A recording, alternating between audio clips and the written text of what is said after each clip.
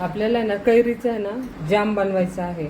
त्यासाठी आपण अशा एक 7-10 कैऱ्या घेतलेल्या आहेत. त्यांना साधारणतः एक 4 शिट्ट्या काढून घ्यायच्या. आता आपण ह्याला काय करू, 4 काढून घेऊया. अशा प्रकारे आपला कैरीचा जो जाम आहे हा तयार झालेला आहे. खायला अप्रतिम लागतो, खूप छान लागतं. म्हणजे तुम्ही लहान मुलांना ना चपातीसोबत किंवा जर खूप घाई असेल तर ब्रेडसोबत जरी दिला ना तरी खूप छान लागणार. किंवा आपण प्रवासाला चाललो, सकाळी अगदी नाश्ता करायला वेळ नाही मिळाला तर थोडंसं बर्नी जर घेतलं आणि ब्रेडसोबत जरी नाश्ता केला तरी पण खूप छान लागतोय. म्हणजे इतकी सुंदर, पुदिन्यामुळे तर काय सांगू तुम्हाला, इतकी अप्रतिम चव आली त्याला. तुम्ही एकदा नक्की करून बघा वेळेत वेळ काढून. आपण कैरीचा जाम बनवण्यासाठी ज्या कैऱ्या उकडून शिजू घातल्या होत्या त्या छान अशा शिजल्या बघा, काहीच गरम राहतात ना. ते आपण या चाळणीवरती एकदा परत बारीक करून घेणार आहोत. त्याआधी त्यांचा असा गर काढून घेतो. खूप मऊ शिजल्यात, एकदम खूप सुंदर शिजल्यात, मस्त अशा पैकी सगळ्या कैऱ्यांचा मस्त गर काढून घ्यायचा.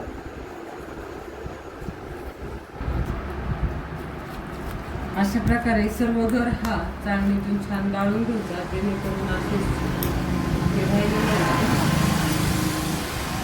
तशा ज्या आहेत आंब्याच्या त्या काय होतात चाळणीच्या वरतीच राहतात. म्हणजे ते खाताना काय होतं, दातामध्ये दुखत नाही. त्यामुळे काय करायचं, अशा प्रकारे छान मस्त याला पूर्णाच्या चाळणीतून काढून घ्यायचं.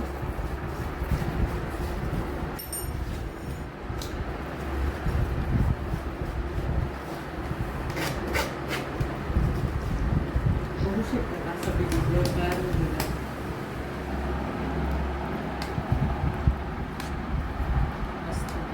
छान आहे, प्लेन भाजलेली. असा पुदिना घालायचा आहे भरपूर असा.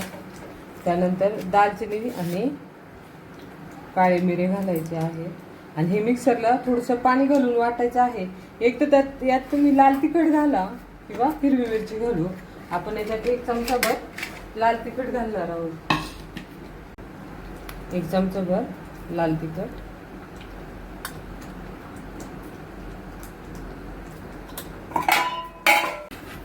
खडे मीठ घालायचं एवढं. आणि हे मिक्सरला छान बारीक वाटून घ्यायचं.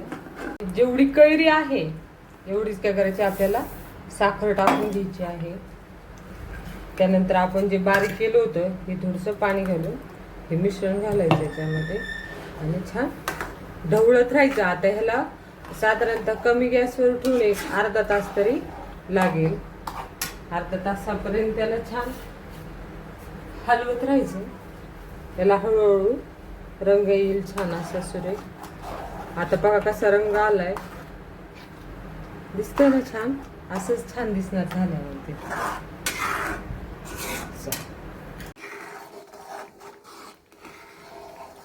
किती छान उकळे फुटतात ना. असं मधून मधून थोडंसं हलवत द्यायचं याला.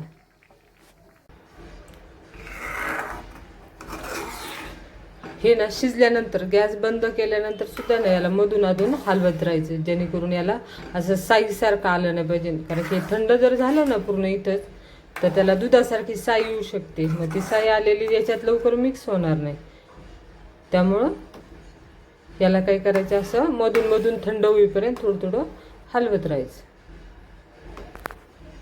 आपण याला एका काचेच्या बरणीमध्ये भरून घेऊया आणि झाकण लावून ठेवून देऊन द्या. असं मस्तपैकी एका काचेच्या बरणीत भरून घ्यायचा. हा अगदी वर्षभर टिकतो, त्यामुळे भरपूर असा करून ठेवला आपण.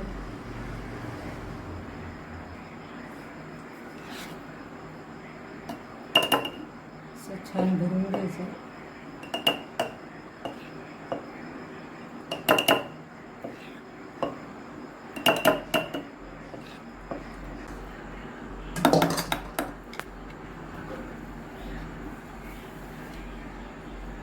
अशा प्रकारे हा आपला जाम तयार झालेला आहे.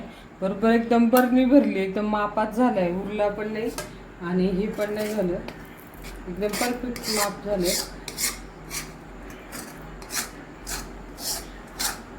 अशा प्रकारे आपला कैरीचा जो जाम आहे हा तयार झालेला आहे. सोबत आहे ना आता हे म्हणजे ह्याची टेस्ट ना जवळपास आपलं पाणीपुरीतलं जे तिखट पाणी असतं ना त्याच्या सिमिलर, त्याच्याशी बरोबरीने लागते. त्याच्यामुळे मी आता ह्याची ना एकदा पाणीपुरी देखील करून बघणार आहे. तर थोडंसं फ्लेवर ऍड करून, तर चांगली लागली तर ते देखील तुमच्यासोबत नक्की शेअर करेन. पण तुम्ही अशी ही कैरीचं जामना नक्की करून बघा. अप्रतिम लागते, अफलातून लागते आणि लहान मोठे सर्वांना आवडतात. त्यासोबत तुम्ही ह्याला ना आपण जसं लोणचं खिचडी भातासोबत तोंडी लावतो ना, तसा देखील याचा उपयोग होणार झाला. तोंडी लावायला पण खूप छान लागते. पोहे केलेत, प्रत्येक सीझनमध्ये कैरी असेल असं नसतं किंवा लिंबू असेल असं नसतं. त्यासोबत त्यावेळेस पर्याय म्हणून तुम्ही हे वापरू शकता ना. आपण स्वतः घरी बनवलं त्याच्यामुळे त्याला काही अडचण नाही. खूप छान लागते. तुम्ही एकदा नक्की करून बघा. धन्यवाद.